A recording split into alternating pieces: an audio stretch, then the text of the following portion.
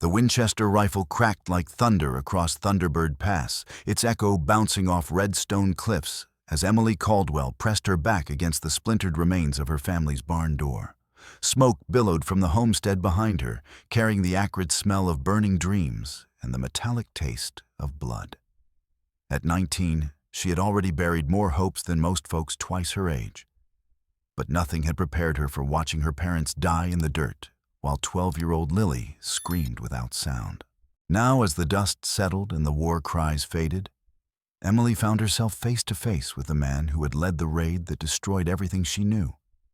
Iron Elk sat motionless on his paint stallion, his dark eyes studying her with something that might have been respect. His rifle, still smoking from the shot that had dropped the last of the raiders, lay across his lap like a judgment waiting to be pronounced. Lily emerged from behind the overturned wagon, where Emily had hidden her clutching a blood-stained rag doll that had been their mother's last gift. The girl's lips moved soundlessly, forming words that would never come. But her eyes, those two knowing eyes, fixed on Iron Elk with a mixture of terror and desperate hope that broke Emily's heart all over again. "You saved us," Emily said, her voice steadier than she felt. Iron Elk dismounted with fluid grace, his moccasined feet silent on the scorched earth. "I stopped my own people from killing you.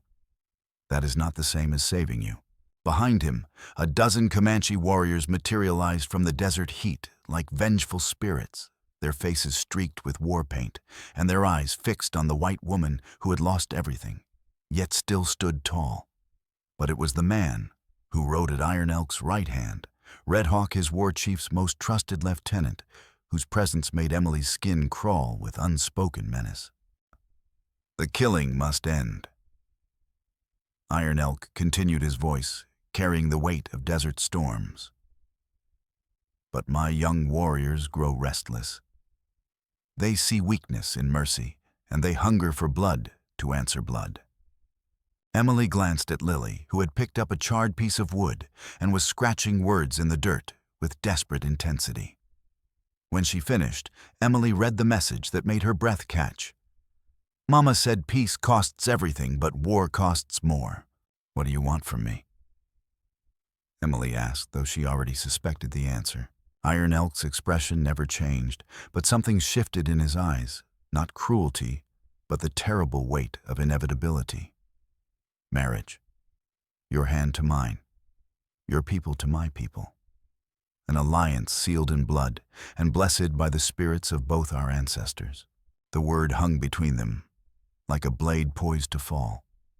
Emily had heard whispers of such arrangements, desperate alliances forged in blood and necessity, but never imagined she would stand at the center of one. Behind Iron Elk, Red Hawk's lip curled in what might have been disgust or anticipation. "And if I refuse?" she asked, though the burning remains of her home already provided the answer. "Then come the next full moon, there will be no homesteads left to burn," Iron Elk replied. "No children to grow old in this land their fathers died to claim. The war will spread like wildfire until every white face from the Red River to the Rio Grande knows the taste of Comanche steel." Emily felt the weight of his words settling over her like a burial shroud.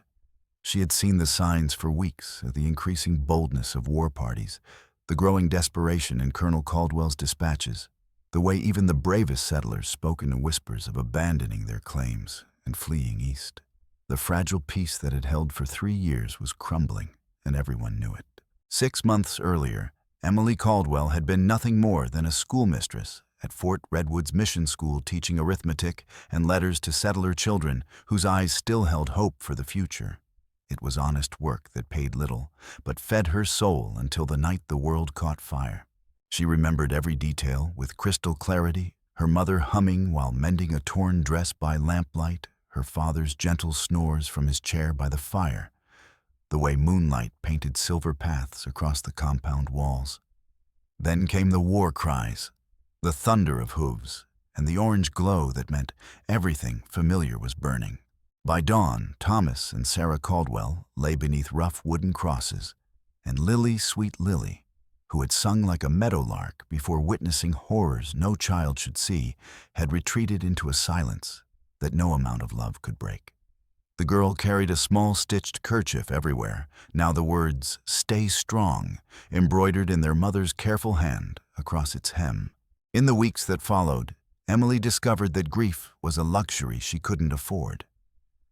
There were mouths to feed, lessons to teach, and a traumatized sister who communicated only through gestures and the occasional scrawled note.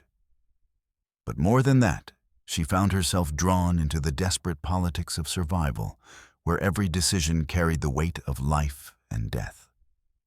The settlers of Thunderbird Pass had no formal government, only a loose council of elders who met in Murphy's general store when crisis demanded action. Colonel Victor Caldwell, Emily's uncle and commander of Fort Redwood, attended, when his duties allowed his weathered face bearing the scars of 30 years fighting wars that seemed to have no end. "The Comanche are massing," he had told them during one such meeting, his voice heavy with authority earned through too much bad news. "Iron Elk has consolidated power among the tribal bands, and the young braves are calling for total war.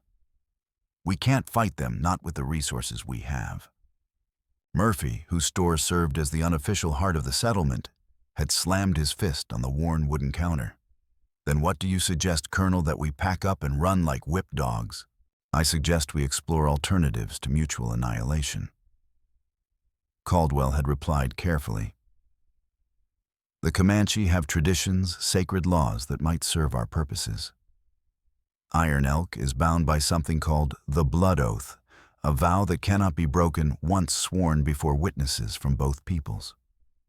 The room had fallen silent, understanding dawning on every face like a cold sunrise. Mrs. Patterson, the preacher's widow, whose husband had died in the first wave of raids, was the first to speak the unthinkable. "You're talking about a marriage alliance." Caldwell had nodded grimly. "I'm talking about survival. Iron Elk is an honorable man, even if he is our enemy. If we could find someone willing to make such a sacrifice, someone who understands both our ways and theirs." All eyes had turned to Emily, then sitting quietly in the corner, with Lily pressed close to her side. She alone among the settlers had bothered to learn fragments of the Comanche tongue during the uneasy peace-trading words with the scouts who came to Blackthorn Trading Post. She alone had read every treaty and territorial agreement in her uncle's files, understanding the legal complexities that bound red and white in this harsh land. The choice must be hers alone. Caldwell had said, his voice gentle but firm. "No woman should be forced into such a thing, no matter what's at stake." Emily had felt the weight of their desperate hope pressing down like a physical thing. In the silence that followed, Lily had reached over and pressed her mother's kerchief into Emily's hand, the fabric still warm from small fingers that trembled with unspoken fear. Iron Elk, too, had not sought the role that fate thrust upon him. Born into the Painted River band of the Comanche, he had shown early promise as a scout and warrior. But it was his grandfather, a legendary war chief known as Whispering Wolf, who had shaped him into something more than just another fighter. The old chief had died the previous spring, but not before sharing the deepest secrets of leadership with his chosen successor. A war chief must know when to fight and when to seek another path. Whispering Wolf had whispered during his final days, his voice barely audible, but his eyes still fierce as winter lightning. "The white men are like the winter wind. You cannot stop them, but you can sometimes guide their direction." Iron Elk had taken those words to heart, earning his name through a daring raid that captured not scalps or horses, but vital intelligence about cavalry movements and supply routes. The warriors called him Ghost Walker, with respect recognizing his ability to think like their enemies while remaining true to Comanche ways. But leadership in wartime brought pressures that scouting had never prepared him for. The younger warriors grew more restless with each passing day, fed by fresh grievances and ancient resentments. Three Crows, a hot-headed brave barely past his 20th year, spoke openly of burning out every white settlement from the Canadian to the Pecos. But why do we treat with them at all? Three Crows had demanded during one heated council meeting, his hand moving instinctively to his knife hilt. They take our hunting grounds, slaughter our buffalo, break every promise they make. Let us finish this with fire and steel." Iron Elk had risen slowly, his presence commanding attention without need for raised voices. "Because, young brother, a war we cannot win will destroy us more surely than any broken treaty. The white soldiers are as numerous as grass on the prairie. For every one we kill, 10 more come from the eastern lands beyond the sunrise. Then you counsel surrender." Three Crows had shot back, his voice dripping with contempt. "Nor I counsel wisdom," Iron Elk had replied calmly. "Our ancestor spirits taught us that the strongest warrior is not always the one who draws first blood, but the one who chooses when and where to make his final stand. It was Red Hawk, Iron Elk's childhood friend and most trusted lieutenant, who first suggested the marriage alliance. The idea came during a hunting expedition as they tracked elk through the canyon country that bordered the white settlements. The schoolteacher woman, Red Hawk had said without preamble, his eyes fixed on distant smoke rising from a settler's cabin. "She speaks fragments of our language, knows something of our customs." If the elders spoke truly about the blood oath, Iron Elk had considered this in silence, understanding the implications immediately. The blood oath was not merely tradition, but sacred law, a vow that bound a Comanche warrior's honor more completely than any other commitment. To break such an oath meant spiritual death, exile from the tribe and the hunting grounds of the ancestors. She would have to consent freely. Iron Elk had said finally. A forced marriage would void the oath and bring dishonor to both our peoples. The whites are desperate. Red Hawk had observed, though something in his tone suggested he found the whole idea distasteful. Desperation makes people agree to things they would never consider in better times. Now standing in the smoking ruins of the Caldwell homestead, Iron Elk wondered if his lieutenant had been right about desperation. Emily Caldwell showed no sign of the terror he had expected, only a terrible resolve that reminded him of warriors facing their final battle. "I need time to think," Emily said at last, her green eyes never leaving his face. Iron Elk nodded slowly. 3 days. We will return at sunset on the 3rd day for your answer. But understand this, Emily Caldwell. If you refuse, the young warriors will take it as proof that whites prefer war to peace. I will not be able to control them after that."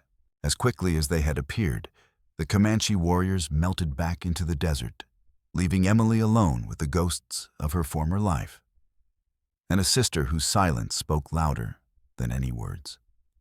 She stood among the ashes until the first stars appeared, wrestling with a choice that would determine the fate of everyone she had ever loved.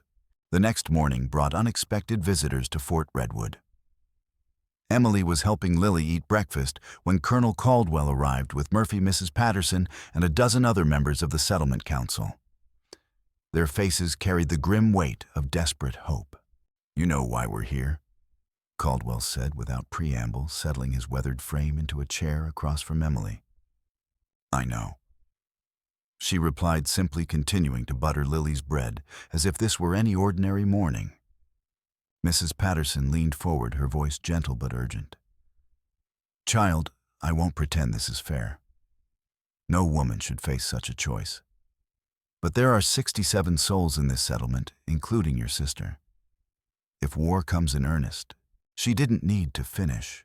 Emily had seen the aftermath of Comanche raids, the scattered belongings, the burned cabins, the small graves that marked another family's tragedy. "What guarantees do I have?" Emily asked, her voice steady despite the turmoil in her heart. Colonel Caldwell cleared his throat. "Iron Elk has agreed to certain conditions. You would be treated as his wife, not as captive. You could visit the settlement once each month, and Lily would be allowed to accompany you. Most importantly, the marriage would be conducted according to both Comanche and Christian traditions, making it legally binding under territorial law." Emily felt Lily's small hand slip into hers and looked down to see her sister watching with those unnaturally alert eyes. The girl couldn't speak, but she understood everything including the sacrifice her older sister was being asked to make. Murphy shifted uncomfortably in his chair. There's something else you should know. Words come from Santa Fe that a man named Joaquin Morales is gathering an army outlaws, deserters, anyone with a grudge against settlers or Indians alike. He's promising gold and glory to anyone who'll help him turn this territory into his personal kingdom. Emily's blood chilled at the name. Joaquin Morales, the half-breed bandit who had terrorized the borderlands for 3 years, leaving a trail of burned towns and unmarked graves. If he was involved, this conflict had moved far beyond simple territorial disputes. "How long before he arrives?" she asked. 2 weeks, maybe less," Caldwell replied. "Which is why we need your answer soon, if we're going to have any hope of presenting a united front." Emily rose abruptly, walking to the window that looked out over the parade ground where children played in the morning sun. Lily followed, pressing close to her sister's side like a shadow seeking shelter from a storm. "I need to speak with Iron Elk directly," Emily said finally. "Not just to hear his terms, but to understand the man I'd be binding my life to." Caldwell nodded. "That can be arranged. There's a trading post called Blackthorn Neutral Ground where both sides meet for commerce. We could set up a meeting there." Emily turned from the window, her decision crystallizing like ice forming on a winter pond. "Send word to Iron Elk. Tell him I'll meet him at Blackthorn tomorrow at noon. But make it clear I go to talk, not to surrender." The ride to Blackthorn Trading Post took Emily through country that had been peaceful just months before, but now felt haunted by the ghosts of coming war. Colonel Caldwell rode beside her, leading a small escort of cavalry troopers, whose eyes constantly swept the horizon for signs of trouble. Lily had insisted on coming despite Emily's protests, communicating her determination through stubborn silence, and the simple expedient of climbing into the wagon and refusing to get out. Now she sat beside her sister, clutching her blood-stained doll and watching the desert scroll past with those 2 knowing eyes that seemed to see everything. Blackthorn Trading Post occupied a natural basin surrounded by red stone cliffs, its adobe walls and corrugated metal roof marking it as a monument to frontier pragmatism. It had been established 5 years earlier by a canny Scotsman named MacLeod, who recognized that even enemies needed a place to trade goods and information. By unspoken agreement, no weapons were drawn within 100 yards of Blackthorn, a neutrality enforced by both cavalry patrols and Comanche war parties. As they approached, Emily could see that Iron Elk had already arrived. His warriors were camped on the eastern side of the basin, their horses grazing peacefully while smoke rose from cooking fires. It was a scene of deceptive tranquility that did nothing to calm Emily's racing heart. MacLeod himself met them at the trading post's entrance, a grizzled man with intelligent eyes who had somehow managed to earn the respect of both sides in this frontier war. His weathered face creased with something that might have been sympathy as he looked at Emily. "Miss Caldwell," he said, tipping his hat. "Chief Iron Elk is waiting in the back room. He came alone as promised." Emily dismounted, her legs unsteady after the long ride. She looked back at Lily, who nodded encouragingly and held up the stitched kerchief, a reminder to stay strong no matter what came next. The trading post's interior was a maze of shelves stocked with everything from ammunition to patent medicines, its air thick with the smell of leather, tobacco, and strong coffee. MacLeod led Emily through a curtained doorway into a private room where Iron Elk sat waiting at a rough wooden table. He had removed his war paint and wore simple buckskins that emphasized his powerful build without the intimidating ceremonial dress of their previous meeting. His dark hair hung loose to his shoulders, and his hands, Emily noticed with surprise, bore the calluses of honest work rather than just warfare. "Emily Caldwell," he said, rising as she entered. "Thank you for coming. I came to understand what you're really offering," Emily replied, taking the chair across from him. "Not just the terms, but the man behind them." Iron Elk studied her for a long moment before answering. "What would you know? Why marriage? Why not a simple treaty or trade agreement? Iron Elk's expression grew thoughtful. Because treaties are words on paper that disappear when convenient. Marriage is... He searched for the right words in English. A joining of spirits that cannot be dissolved by politics or ambition. Among my people, to harm a man's wife is to attack the man himself. The warriors who might otherwise raid your settlements would know that to do so would be to declare war on me personally. Emily felt a chill of understanding. And your own warriors. What happens when they grow tired of peace? Nalkin, no. Then I will remind them that honor matters more than glory. Iron Elk replied simply. My grandfather taught me that a leader's first duty is to his people's survival, not their pride. They talked for nearly 2 hours, and Emily found herself surprised by the depth of Iron Elk's thoughts and the genuine regret in his voice when he spoke of the violence that had brought them to this moment. He was not the savage she had expected, but a man trying to navigate impossible circumstances with whatever honor remained to him. There is something else you should know, Iron Elk said as their conversation drew toward a close. Not all my warriors support this alliance. Some see it as weakness, others as betrayal of our traditional ways. I have their obedience for now, but loyalty must be earned with every decision I make. Emily filed this warning away, recognizing the political complexities that would surround any marriage between them. And what about Red Hawk? He doesn't seem pleased with your choice. Iron Elk's expression darkened slightly. Red Hawk has been my friend since childhood, my most trusted lieutenant in war. But he believes the old ways are the only ways that any compromise with whites will eventually destroy what remains of our people. His opposition troubles me more than all the young hotheads combined. As Emily prepared to leave, Iron Elk rose and walked to a wooden chest in the corner of the room. From it, he withdrew a beautifully crafted necklace of silver and turquoise that caught the lamplight like captured starfire. This belonged to my grandmother, he said, holding it out to her. She was known throughout the tribe for her wisdom and courage. She once said that the bravest warriors are those who choose the hardest path, not the easiest one. If you decide to accept my proposal, I would be honored for you to wear this. Emily took the necklace, feeling the weight of more than just silver and stone. I'll give you my answer tomorrow. That night, Emily sat by the window of her small room at Fort Redwood, and the necklace spread across her palm like captured moonlight.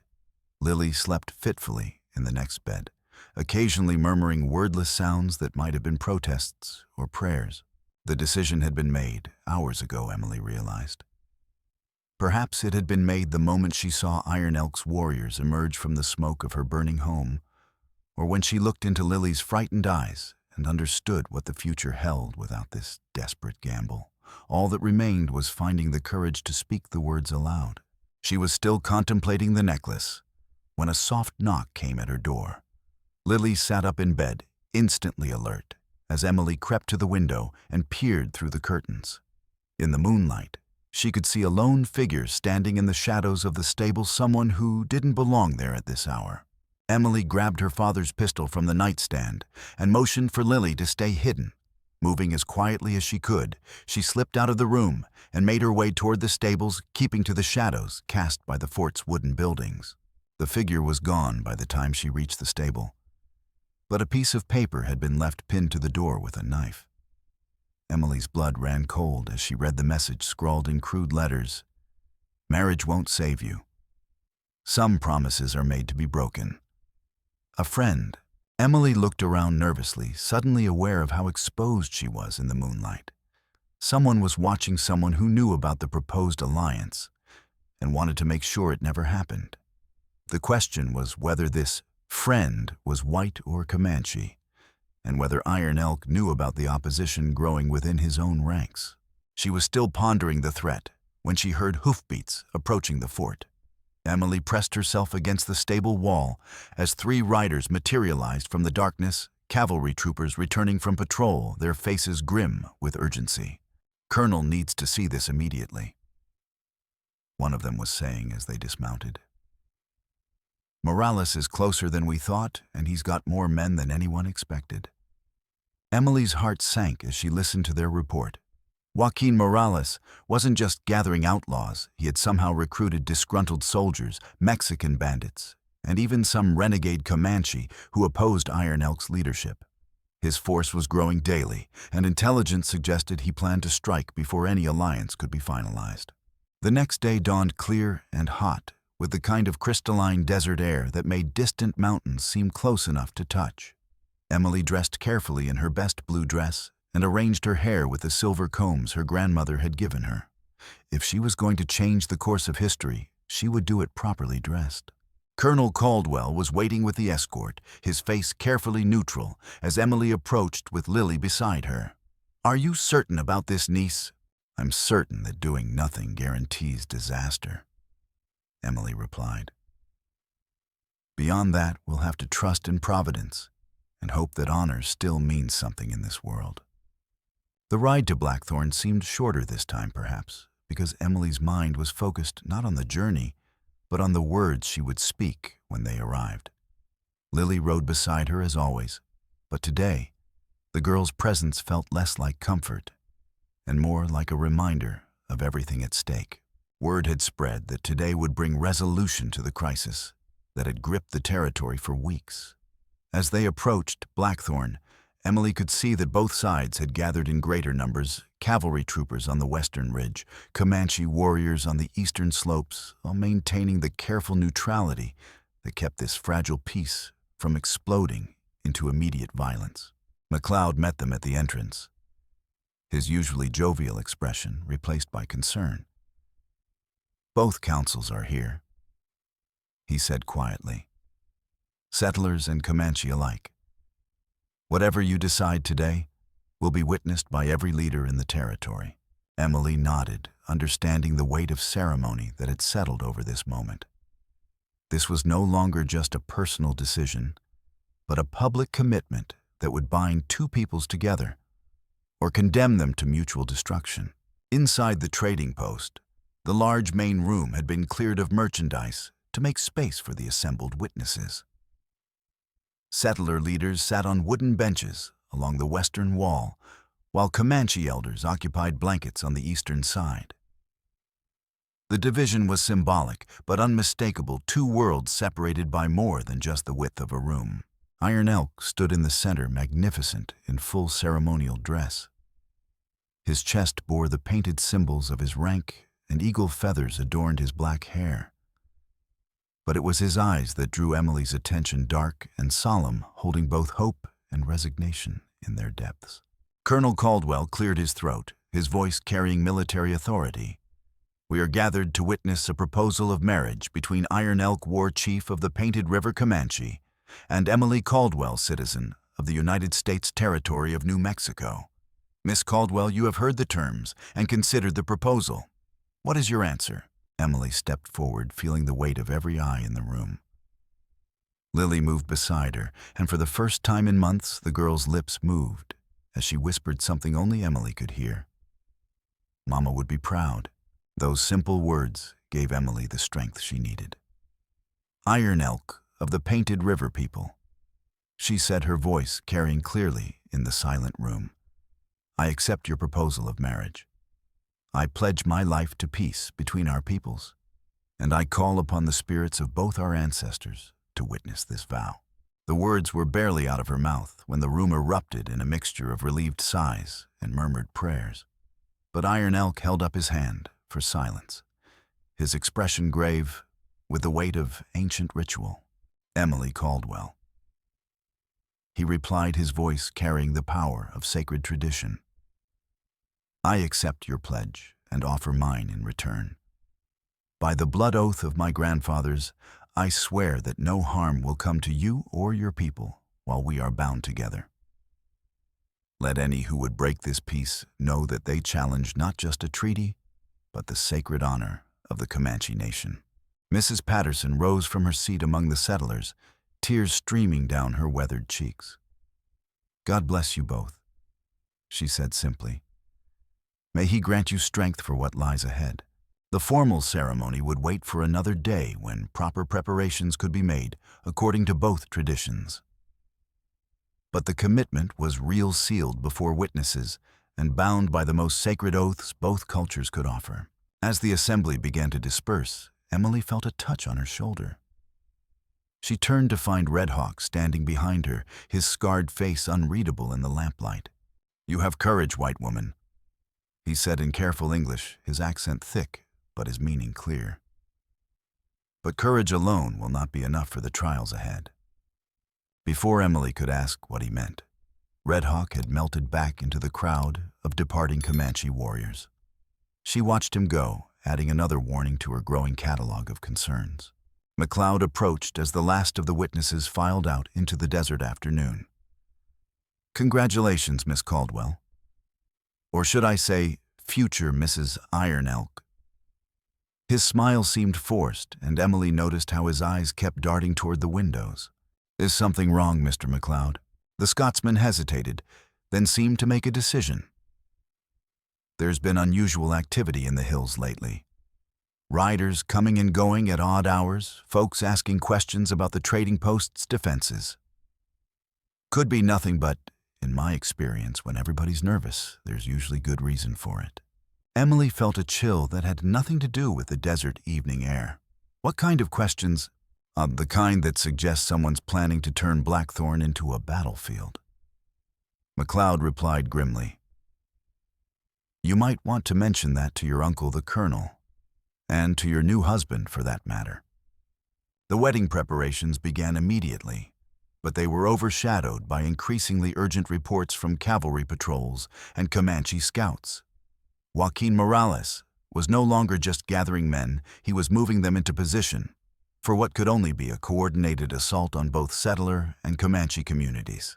Emily found herself caught between two worlds, trying to understand customs she barely knew while maintaining her own sense of identity. The Comanche women who came to prepare her for the ceremony were kind, but reserved, clearly uncertain how to treat this white woman who would soon be one of their own. It was Standing Moon Iron Elk's aunt, and the tribe's most respected elder woman, who finally broke through the awkwardness. "You are afraid," she said in broken English, her weathered hands gentle as she helped Emily into the traditional white deerskin dress that would be part of the ceremony. "Terrified," Emily admitted. Standing Moon smiled, her face creasing into 1,000 tiny lines. "Good. Only fools feel no fear when they step onto a new path.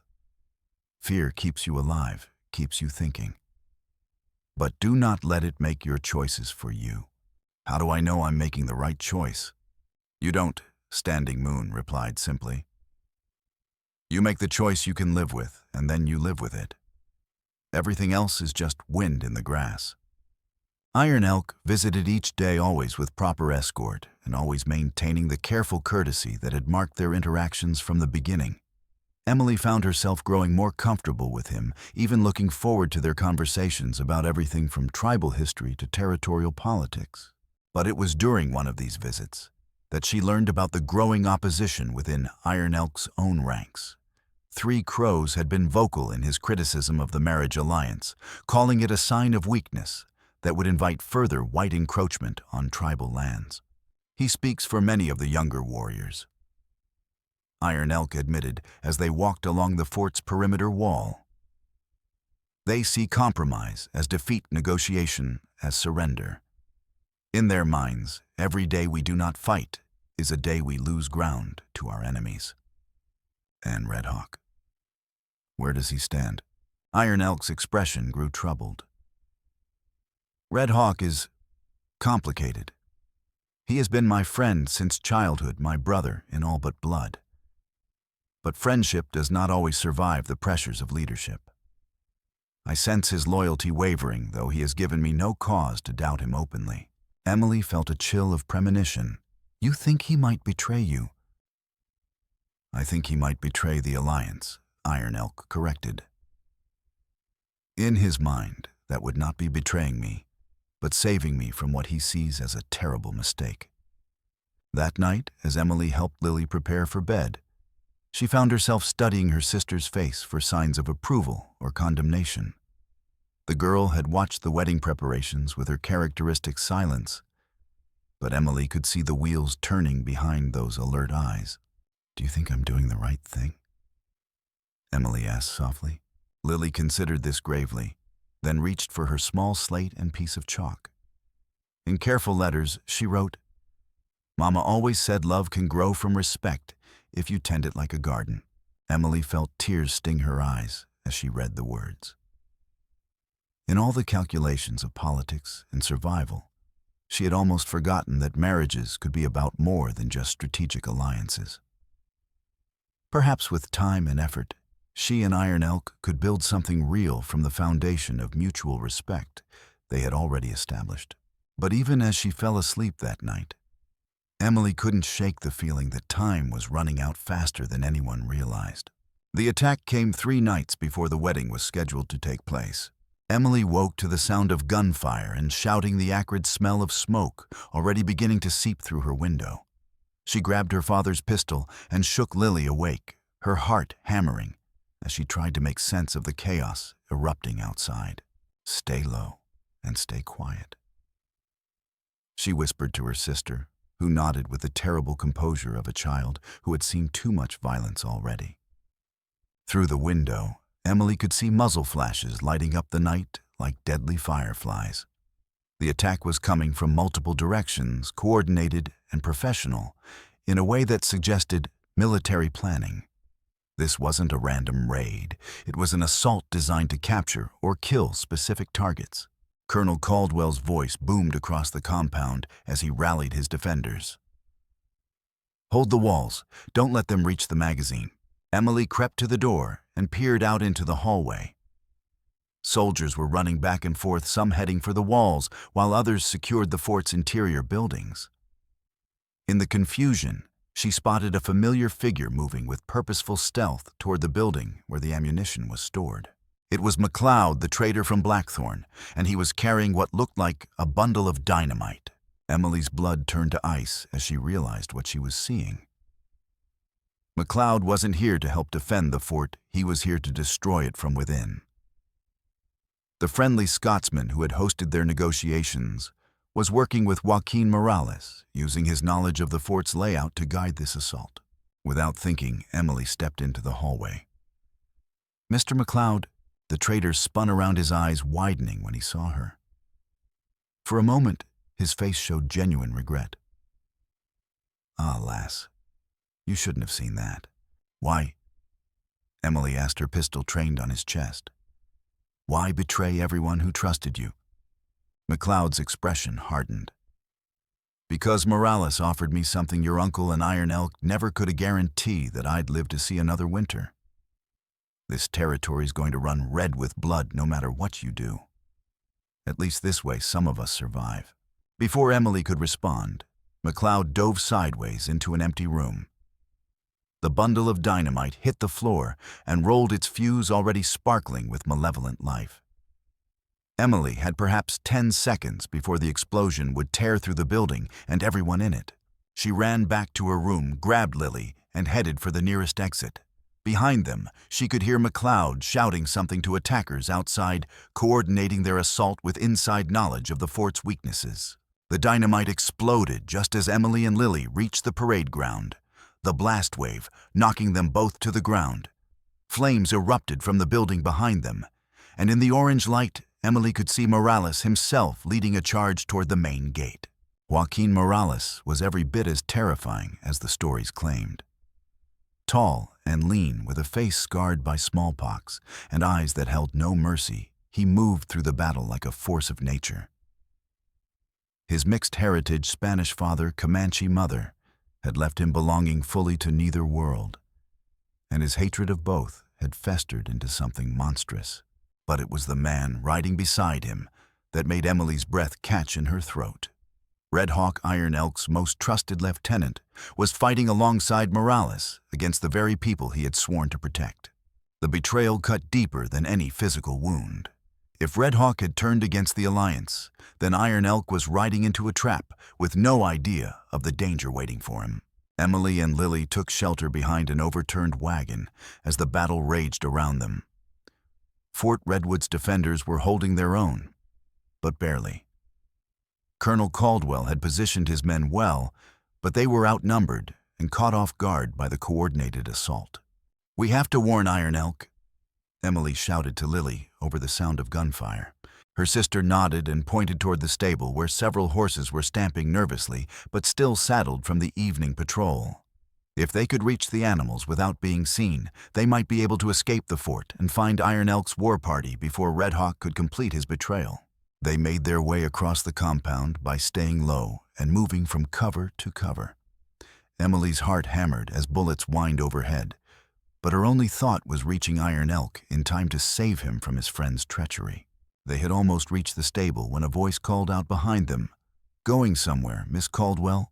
Emily spun around to find Red Hawk standing in the shadows, his rifle trained on her chest. Up close, she could see the conflict in his eyes. He didn't want to hurt her, but he was committed to his course of action. "You don't have to do this," Emily said, keeping her voice steady despite her terror. "Whatever Morales promised you, it isn't worth destroying everything Iron Elk has worked for." Red Hawk's face twisted with pain. "You don't understand. Iron Elk is my brother, but he is leading our people down a path that will destroy them. This marriage, this alliance, it is the beginning of the end for the Comanche way of life. So you'd rather see him dead than see him change?" "I'd rather see him remember who he is before it's too late," Red Hawk replied. "Morales has promised to spare Iron Elk if he renounces the alliance and returns to the old ways. This battle is meant to show him that cooperation with whites brings only death and destruction." Emily felt a chill of understanding. "You orchestrated this whole thing. The attack on the Fort McLeod's betrayal, it's all designed to make Iron Elk think the alliance has failed." Red Hawk nodded grimly. "When he sees that whites cannot be trusted, that they will sacrifice anyone for their own survival, he will remember what it means to be Comanche. And if he doesn't, if he chooses to honor his commitment despite everything," Red Hawk's finger tightened on the trigger, "then I will have to make that choice for him." Before he could fire, Lily stepped out from behind Emily and did something that shocked everyone present. She spoke. "Please don't hurt my sister."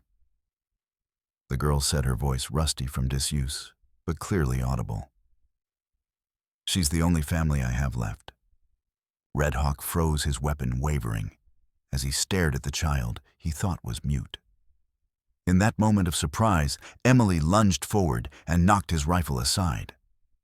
The weapon discharged harmlessly into the air as both of them struggled for control. Emily was no match for Red Hawk's strength, but she fought with the desperation of someone who had nothing left to lose. They rolled in the dirt, each trying to gain advantage, while Lily watched with wide eyes that held both terror and determination. The struggle ended when Iron Elk's voice cut through the night like a war cry. "Red Hawk, what is the meaning of this?" The Comanche war chief stood silhouetted against the flames, his face a mask of disbelief and rage as he took in the scene before him. Behind him, a dozen of his most loyal warriors had arrived to help defend the fort, only to find his lieutenant attacking the woman Iron Elk had sworn to protect. Red Hawk released Emily and slowly got to his feet, his face filled with anguish. "My brother, I did this for you, to save you from a mistake that would destroy our people. By betraying our alliance, by working with our enemies." Iron Elk's voice was deadly quiet. "You have dishonored yourself and brought shame upon our people.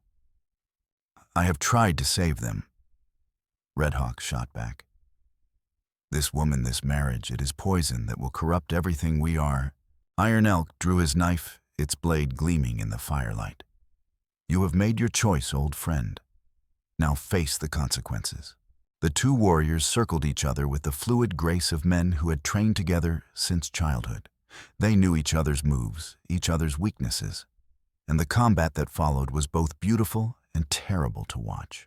Emily pulled Lily behind the wagon again, shielding her sister's eyes from the violence, but unable to look away herself. This wasn't just a fight between two men.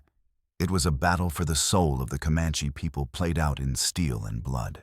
Red Hawk was slightly younger and faster, but Iron Elk fought with the controlled fury of a man whose trust had been betrayed. Their blades clashed and sparked, each seeking an opening that would end the fight without necessarily ending a life. But even as they fought, the larger battle continued around them. Morales and his men had breached the fort's outer defenses and were fighting their way toward the center of the compound. Colonel Caldwell's soldiers were falling back step by step toward the final defensive positions. "Emily," her uncle's voice called out across the chaos. "Get to the chapel. It's the most defensible position." Emily looked toward the small wooden building that served as Fort Redwood's church. It was built like a blockhouse with thick walls and narrow windows that could serve as firing ports. If they could reach it, they might be able to hold out until help arrived. But between them and safety lay 30 yards of open ground, swept by enemy fire.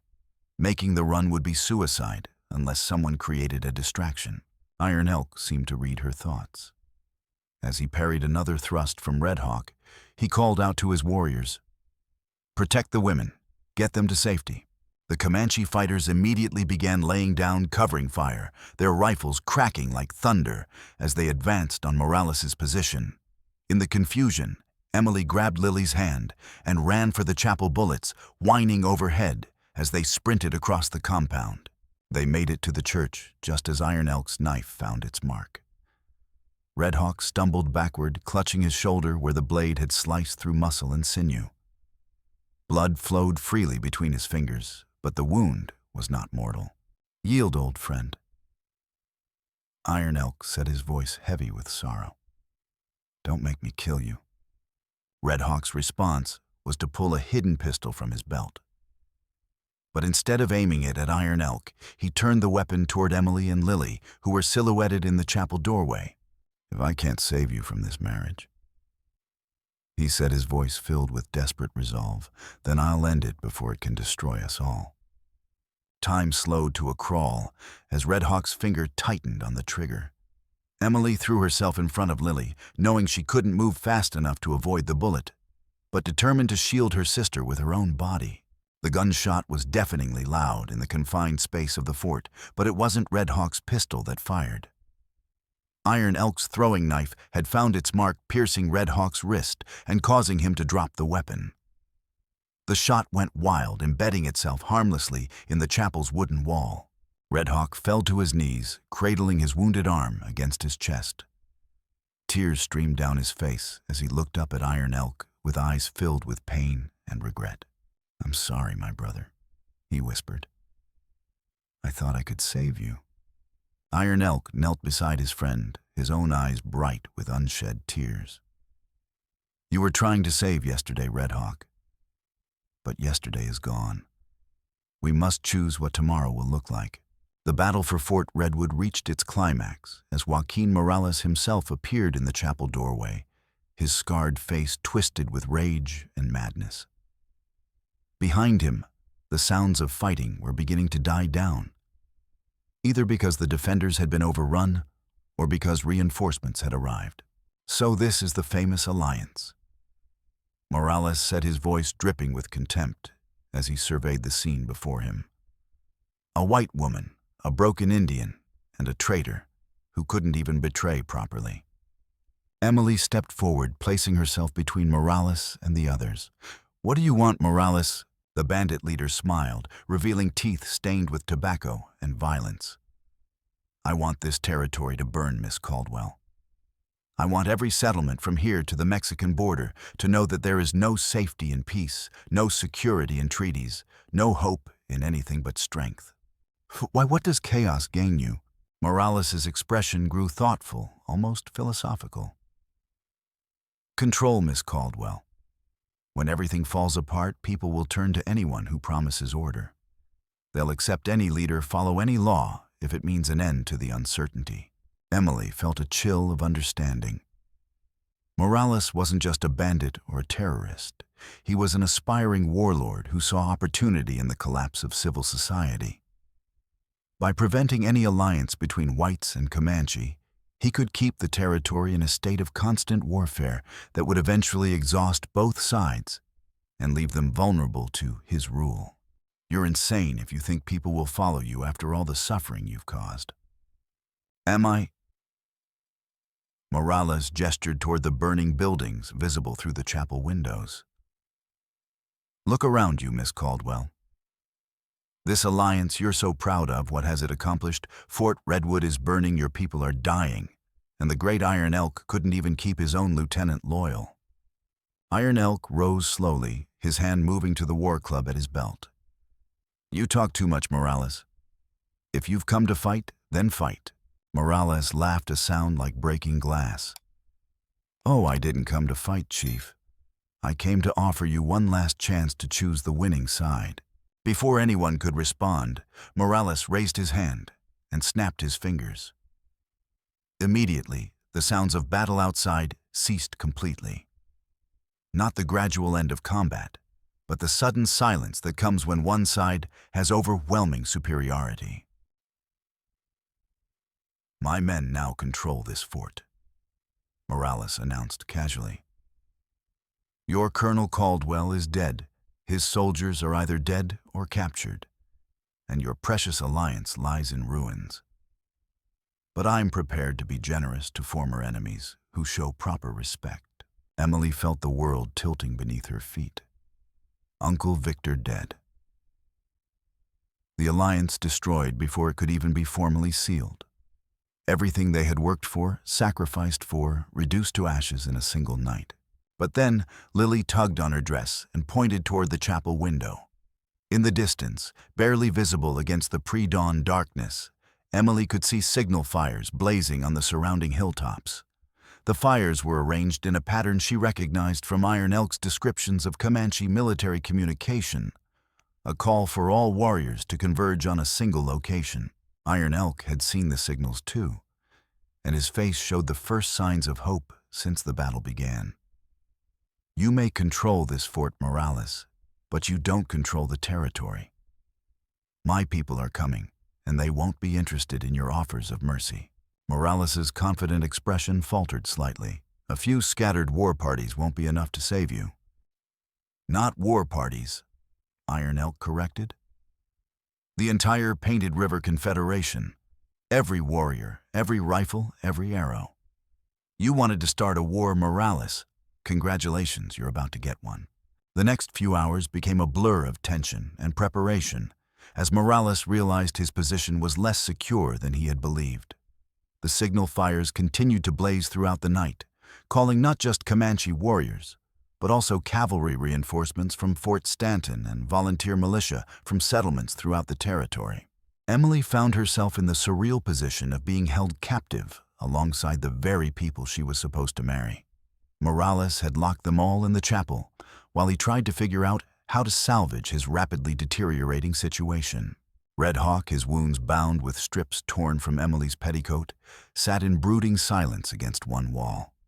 The shame of his betrayal weighed on him like a physical burden, and he couldn't bring himself to meet Iron Elk's eyes. I thought I was protecting our people, he said finally, his voice barely above a whisper. You were protecting your fear, Iron Elk replied, not unkindly. Fear of change, fear of loss, fear of becoming something different than what our grandfathers were.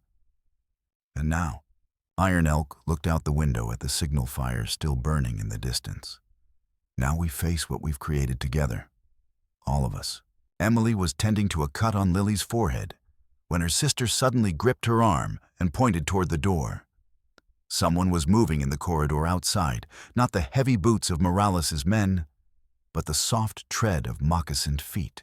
Iron Elk pressed his ear to the door and listened intently. After a moment, he made a soft bird call that was answered immediately from the other side. His face lit up with the first genuine smile Emily had seen from him since the battle began. Standing Moon, he whispered. My aunt has come. The door opened to reveal not just Standing Moon, but a dozen other Comanche women, all armed and moving with the silent efficiency of experienced warriors. Emily had heard stories of Comanche women fighting alongside their men, but seeing it firsthand was both inspiring and terrifying. The young men are in position. Standing Moon reported in rapid Comanche. 300 warriors surround this place, and more arrive with each passing hour. The white soldiers from Fort Stanton will be here by dawn. Iron Elk nodded grimly, and Morales, trapped like a wolf in a canyon with no way out. But a cornered wolf is the most dangerous kind. As if summoned by their conversation, Morales appeared in the doorway with several of his men. His confident demeanor had been replaced by the desperate calculation of a man who realized his grand plan was falling apart. "Well, well," he said, his voice still carrying forced cheerfulness. "A rescue party? How touching." Standing Moon regarded him with the kind of contempt usually reserved for something found under a rock. "Joaquin Morales, your mother's people have not forgotten what you did to the children of Owl Creek." For the first time since Emily had seen him, Morales showed genuine emotion, a flicker of pain that suggested Standing Moon had struck deeper than any physical wound. "My mother's people cast me out," he said, his voice suddenly harsh. "They chose their precious purity over their own blood. They chose honor over ambition." Standing Moon replied calmly, "Just as we choose it now." Emily found herself fascinated by this exchange, recognizing layers of history and betrayal that went far deeper than the current conflict. Morales wasn't just a criminal, he was a man whose mixed heritage had left him belonging nowhere, and his response had been to try to burn down both worlds that had rejected him. "It doesn't matter now," Morales said, regaining his composure. "I still hold this fort, and I still have hostages. Your warriors can surround me all they want, but any attack will result in the death of your precious alliance leaders." Iron Elk stepped forward, his hand resting on his war club. "Then let's end this the old way. Single combat leader against leader. If you win, your men go free, and you can negotiate terms with whoever you want. If I win, you surrender unconditionally and face justice for your crimes." Morales considered this for a long moment, his eyes calculating odds and alternatives. Finally, he nodded. "Single combat it is, but not here out in the open where everyone can see how this ends." Dawn was breaking over Fort Redwood as the two leaders prepared to fight their warriors, forming a circle in the compound's center. The rising sun painted the adobe walls gold and red, casting long shadows that seemed to reach toward the combatants like grasping fingers. Emily stood with Lily and Standing Moon, watching as Iron Elk prepared himself according to Comanche tradition. He had painted his face with symbols representing courage and protection, and he carried the weapons of his grandfathers, a war club carved from sacred oak and a knife forged from meteorite iron. Morales had chosen more modern weapons, a pair of matched revolvers and a Bowie knife that looked like it had tasted plenty of blood. He moved with the confidence of a man who had survived dozens of such encounters. But Emily could see something desperate in his eyes that suggested he knew this fight was different. "Whatever happens," Iron Elk said quietly to Emily before the combat began, "know that this alliance was worth every sacrifice. You've shown me that honor can exist between enemies and that hope is stronger than hatred." Emily wanted to say something profound in return, but all she could manage was, "Don't die on me, Iron Elk. We've got a marriage to finish." His smile was radiant. "Then I suppose I'll have to win." The fight began with a thunderclap as both men's pistols fired simultaneously. Morales' shot went wide, kicked off target by the desert wind that chose that moment to gust across the compound. Iron Elk's bullet found its mark, tearing through Morales' left shoulder and spinning him around. But the bandit leader recovered quickly, drawing his second pistol with fluid grace. This shot was more carefully aimed, and Iron Elk barely managed to throw himself sideways as the bullet burned past his ear. With their firearms empty, both men drew their knives and closed for the final phase of combat. This was where Iron Elk's training showed he moved like a dancer, every step planned and purposeful, while Morales fought with the desperate savagery of a man who had nothing left to lose. The fight ranged across the compound, neither man able to gain decisive advantage. Morales's larger size and reach were offset by Iron Elk's speed and tactical thinking. Blood flowed from a dozen small cuts on both fighters, but neither had managed to land a killing blow. It was Emily who noticed the danger first. While everyone's attention was focused on the dramatic knife fight, some of Morales's men were quietly positioning themselves around the compound's perimeter. They weren't planning to honor the results of single combat. They intended to shoot Iron Elk regardless of who won the duel. "It's a trap," Emily shouted, her voice carrying clearly across the compound. Iron Elk heard her warning and threw himself backward just as rifles began firing from concealed positions. But instead of trying to find cover, he did something that stunned everyone present. He threw his knife with deadly accuracy, not at Morales, but at one of the hidden gunmen. The blade took the sniper in the chest, dropping him before he could fire a second shot. But the distraction gave Morales the opening he needed. The bandit leader lunged forward with his Bowie knife, the blade aimed directly at Iron Elk's heart. Time seemed to slow as Emily watched the strike that would end everything they had worked for. But then Red Hawk, moving despite his wounded arm, threw himself between the two combatants. Morales's knife took him in the side, a mortal wound that sent him crashing to the ground. "My brother." Red Hawk gasped, looking up at Iron Elk with eyes that were already growing dim. "I die with honor restored." Iron Elk's war cry echoed off the compound walls as he struck with his war club. The blow caught Morales in the temple, dropping him like a felled tree. The bandit leader was still alive, but barely conscious, and obviously defeated. Around the compound, the remaining members of Morales's army threw down their weapons as Comanche warriors and cavalry troopers converged from all directions. The trap had become a surrender, and the alliance that had been forged in desperate hope was now sealed in blood and victory. Emily knelt beside Red Hawk as Iron Elk cradled his dying friend in his arms. The warrior who had betrayed them all was now dying to save them all, and the irony was almost too painful to bear.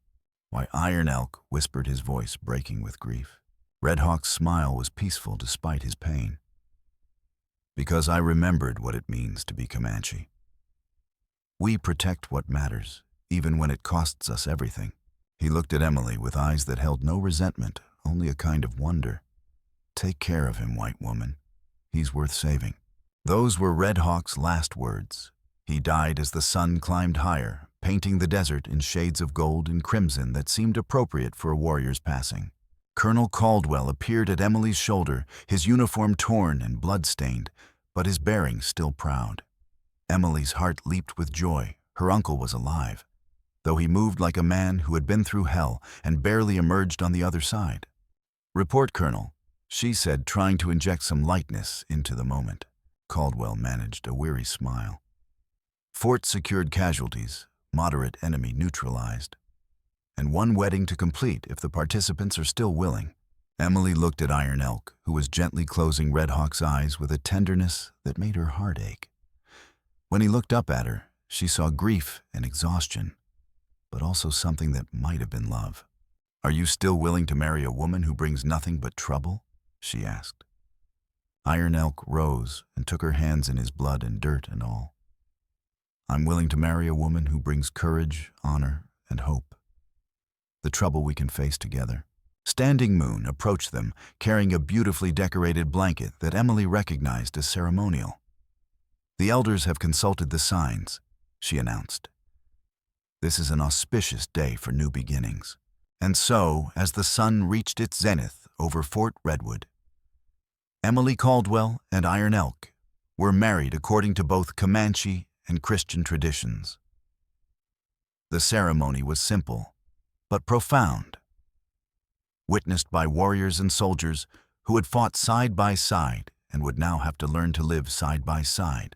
Lily, who had found her voice again in the midst of chaos, served as Emily's maid of honor. Her first spoken words in months were part of the wedding ceremony. I promise to support this marriage and help build peace between all peoples."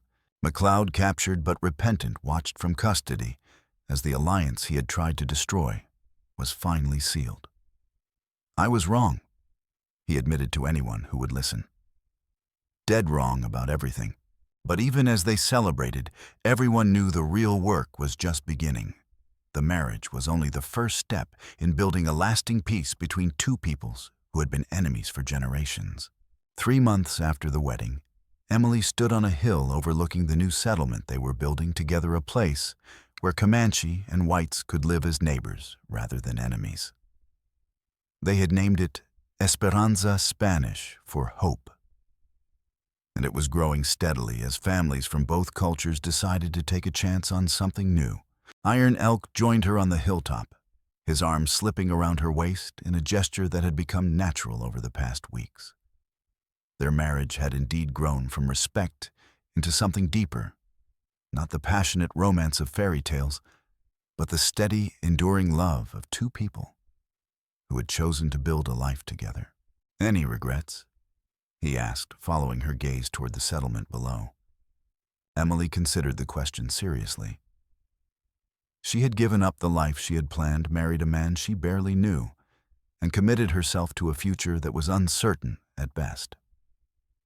But looking at Esperanza, at the children playing together regardless of the color of their skin, at the adults working side by side to build something better than what they had inherited, she felt only satisfaction. "None," she said finally. "This is what we were meant to do." Lily appeared at their side, no longer the traumatized child who had lost her voice to horror. She had become their unofficial ambassador to the settlement's children, teaching them games that bridged cultural boundaries and helping them learn to see similarities rather than differences. "The new families arrived this morning," she reported. 3 Comanche and 2 white, all looking for a fresh start. Iron Elk nodded approvingly. "And how are they getting along?" "The children are already friends," Lily said with the wisdom of someone who understood that the future belonged to those who could adapt. "The adults will follow eventually." As the sun set over Esperanza, painting the desert in familiar shades of gold and crimson, Emily reflected on the strange turns that life could take. A year ago, she had been a simple schoolteacher with no greater ambition than to provide for her sister and serve her community. Now she was helping to write a new chapter in the history of the American West, proving that enemies could become allies and that hope was stronger than hatred. The settlement below them continued to grow, a beacon of possibility in a land that had known too much violence. It wasn't perfect. There were still tensions, still moments of misunderstanding and conflict. But it was progress, and for Emily Caldwell, Iron Elk, that was enough. Iron Elk squeezed her hand gently. "Ready to go home?" Emily looked once more at Esperanza, and then at the man who had become her partner in every sense of the word. "Yes," she said. "Let's go home." And as they walked down the hill together, followed by Lily and the promise of tomorrow, the desert wind carried the sound of children's laughter, a sound that spoke of healing, of hope, and of a future where the color of a person's skin mattered less than the content of their character. The blood oath had been fulfilled, but more than that, it had become the foundation for something greater, a community where former enemies worked together to build something better than either could have achieved alone. In a land marked by violence and division, Esperanza stood as proof that another way was possible if people were brave enough to choose it. The frontier would always be dangerous, the peace would always be fragile, and the future would always be uncertain.